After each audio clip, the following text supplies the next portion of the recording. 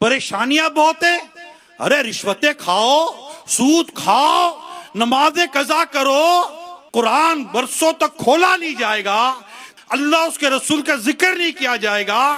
بے پردگیاں کی جائیں گی، بدکاریاں معاشرے میں عام ہو جائیں گی، گھروں میں شادیوں میں دعوتوں میں شرابیں پی جائیں گی، مسلمانوں کے گھروں میں جوئے کھیلے جائیں گے. اس کے بعد کہتے ہو ہمیں خیر نہیں پہنچ رہی، ہمیں مصیبتیں آئی ہوئی ہیں، ہمیں پریشانی آئی ہوئی ہیں. ارے پریشانیوں کو دور کرنے کے لیے اس رب کی بارگاہ میں آؤ نا،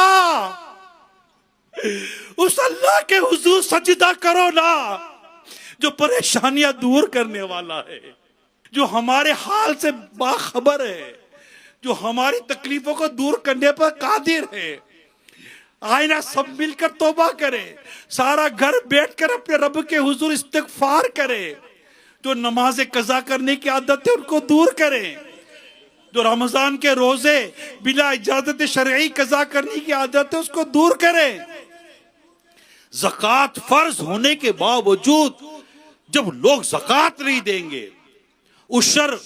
فرض ہونے کے باوجود اپنی فصلوں کا عشر نہیں دیں گے، اپنے پھلوں کی اور اپنی چیزوں کی زکوٰۃیں نہیں دیں گے، اپنے جانوروں کی زکوٰۃیں نہیں دیں گے،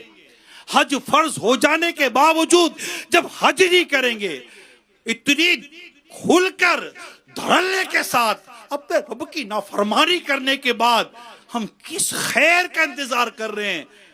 بتائیے کس خیر کا انتظار کر رہے ہیں؟ ایک علاقے کے اندر بارش نہیں ہو رہی تھی، لوگ ایک بزرگ کے پاس جاتے ہیں اور کہتے ہیں حضرت آپ اپنے کمرے میں رب کی عبادت کر رہے ہیں، ذرا باہر آئیے، آ کر دعا کیجئے اللہ باران رحمت برسا دے. حضرت کہتے ہیں تم مجھ سے باران رحمت کی دعا کروانے آئے ہو، میں اپنے یہاں بیٹھا اپنے رب کی عبادت کر کے شکر ادا کر رہا ہوں کہ ہماری بے عملی کی وجہ سے آسمان سے آگ نہیں برس رہی. اگر دنیا میں سرخرو ہونا چاہتے ہیں، دنیا میں بلندی پانا چاہتے ہیں، دنیا میں کوئی مقام حاصل کرنا چاہتے ہیں تو سوائے اس کے کوئی دوسرا راستہ نہیں. آؤ سب مل کر اپنے رب کے حضور توبہ کرے اور اس کی بارگاہ میں سجدہ کر کے معافی مانگے.